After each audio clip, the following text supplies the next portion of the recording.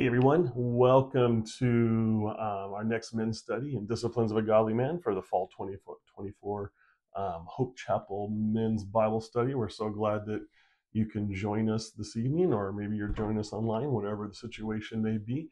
We're excited to have you here. Today we're going to be talking about friendship and friendship between men. And that, as you guys know, is something that is on the wane or is slowly dying, not only in the church, but in today's society. I saw a study over the last couple of days on the internet about how more people are spending time at home. In fact, since COVID, they show you the graphs, and it's like, it was down here, and then all of a sudden when COVID happened, and just finally in 2023, it ticked down a little bit, but not very much. And so people are isolating themselves. And it's not surprising that you see an increase in cases of mental health, depression, anxiety, people having to take medications for that. And it's because people are not out and about. They're not active. They're not at places like church or even other places like shopping. They use things like Uber or Dash, DoorDash or Instacart. Have their groceries delivered, or they just pull up, and so they do whatever they can to avoid people, and that is most apparent in men. Men report to have almost no friends, or just maybe a few friends, and it's starting to take a toll. It's starting to take a toll in almost every area of life. But today we're going to be talking about what biblical friendship is between men. And of course, we look at one of the greatest stories in all of the Bible, and that is the story between Jonathan and David. And what's interesting is that Dr. Hughes starts off by sharing about Jonathan, about how Jonathan and David were very much alike. And he starts off in 1 Samuel chapter 14, where the Israelites were under the oppression of the Philistines. And the only two people that were allowed to have a sword in all of Israel was Saul and Jonathan. And there was no blacksmiths allowed, nothing allowed to help them make weapons whatsoever. But one day, Jonathan looked at his armor bearer and he's like, let's go attack the Philistines. It was just him and his sword. And they climbed up there, and he says, if God gives us to him, then it's God things. If not, then God will take care of us. And he went over there, and of course he defeated a couple hundred Philistine men. It was pretty phenomenal, and it actually caused this huge rally amongst the Jews. And then of course Saul did something stupid that nobody could eat anything until they defeated the Philistines. And Jonathan was the one who reached out his staff and got some honey, and so Jonathan was supposed to be cursed, and all the elders looked at Saul and basically like, you're stupid. I mean, that's literally what they said.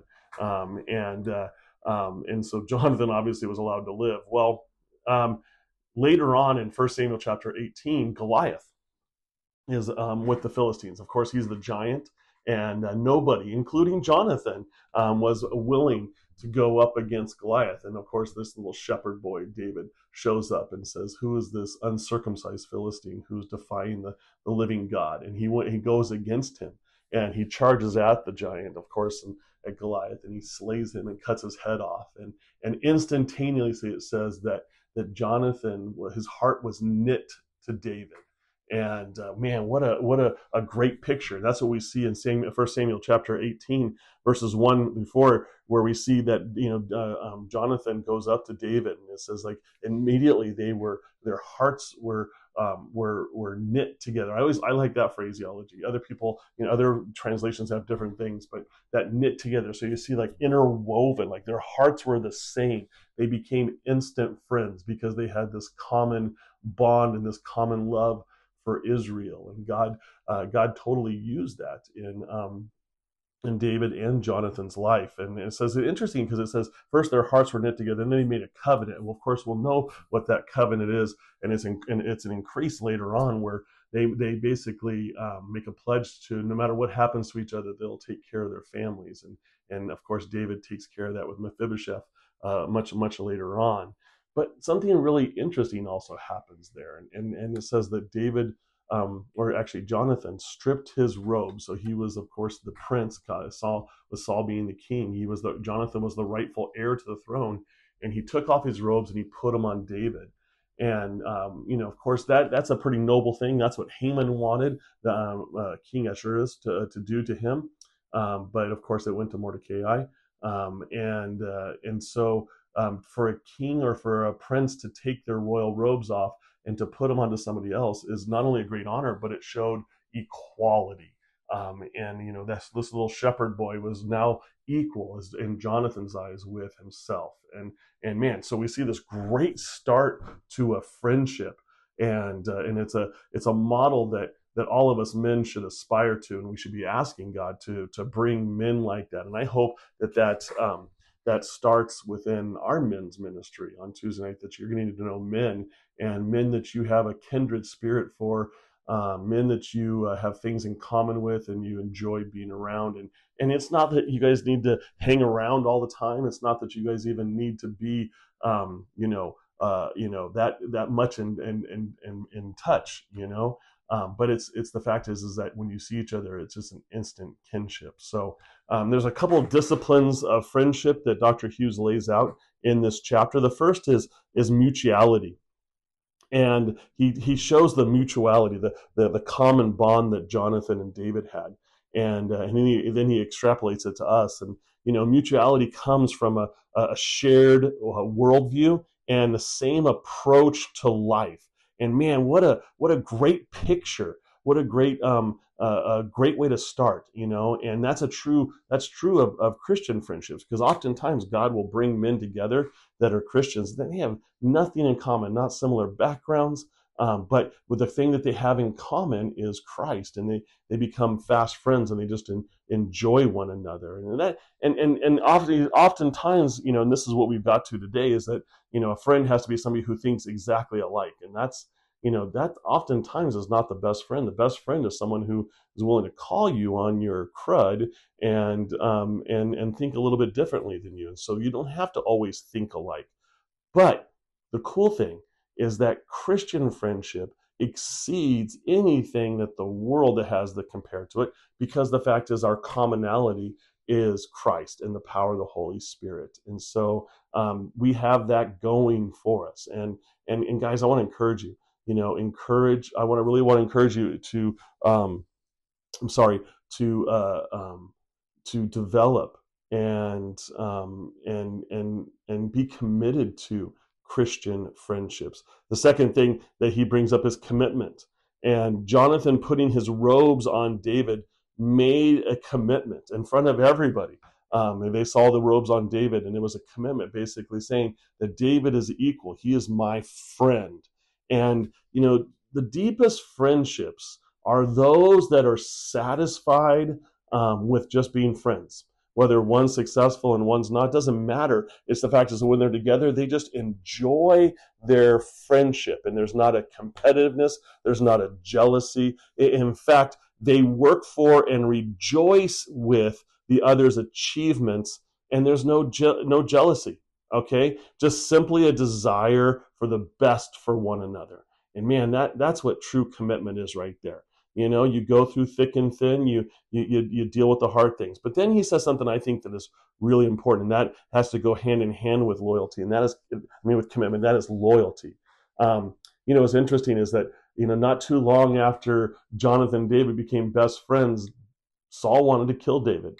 Threw spears at him a couple times, chased him out. In fact, for most of their friendship, David was on the run and out in the wilderness. But what's interesting is that when Saul was fuming against David, Saul would often speak well of David. And in fact, Saul made a commitment, make an oath not to harm David. Of course, Saul ended up not trying to keep that. But the fact is that Jonathan was loyal to David. And he spoke well, and that's huge. A lot of friendships are destroyed because of disloyal talk, and we have to be willing to speak well of our friends. And so and you will never know true friendship unless there is a mutual loyalty and trust amongst the friends. Okay, and the last illustration at least from Jonathan and David was the fact is that there was encouragement. Of course, I told you David was on the run. He was oftentimes in the wilderness. He was in forests. He was in deserts. And one particular time, he actually defended a city and rescued a city from the Philistines. And as a reward for that, the city was plotting to hand him over to Saul. And so David had to run, and he had to go out to the desert of Horesh.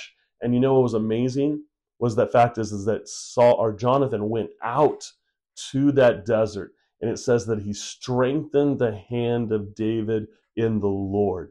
And that phrase right there is so key, because it wasn't just an encouragement, like he strengthened.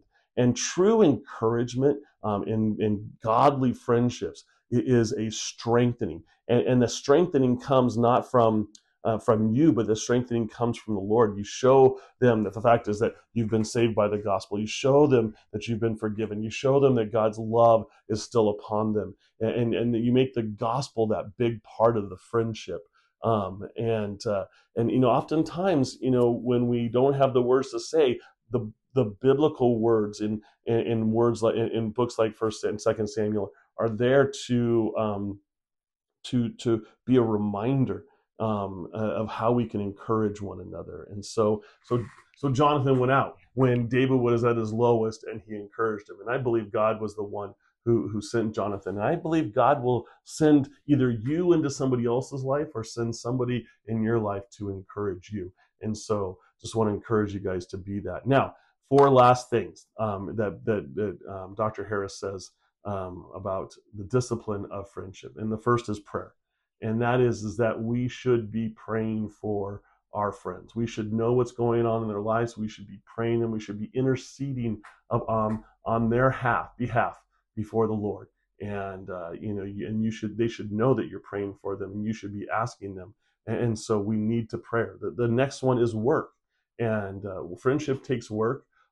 We oftentimes need to work side by side with one another. But the fact is that you are strengthening, encouraging each other as in the work. Because let's be honest. We're all going to have jobs where work just stinks, and it's nothing better than to have a friend come along and encourage us. The next is affirmation.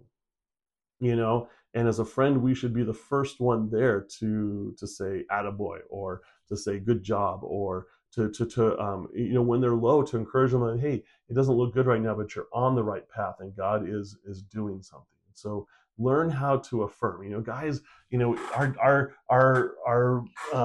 fallback is to tease, or to give a hard time, or to critique. But there's nothing better than when you get an affirmation from a godly man saying, hey, you're doing a good job. And that could be like salve to the soul. And then the final thing I want to encourage you guys is to be a listener. The Bible tells us this, but also, anatomy tells us that we've been given 2 ears and 1 mouth. And so we should be listening twice as much as we speak. And if you're known as a friend who listens, not listens to reply, not listens to share your opinion, but truly listens and truly tries to understand, man, that's a valuable friend. That's a rare commodity. And so be that guy who is willing to take the time to listen, and be caring enough for what other guys are going through. So I want to encourage you guys, as you go to your groups, just really challenge each other towards biblical friendship, and learn to tear down the excuses that prevent us from being godly friends. All right? God bless you guys. Enjoy your groups.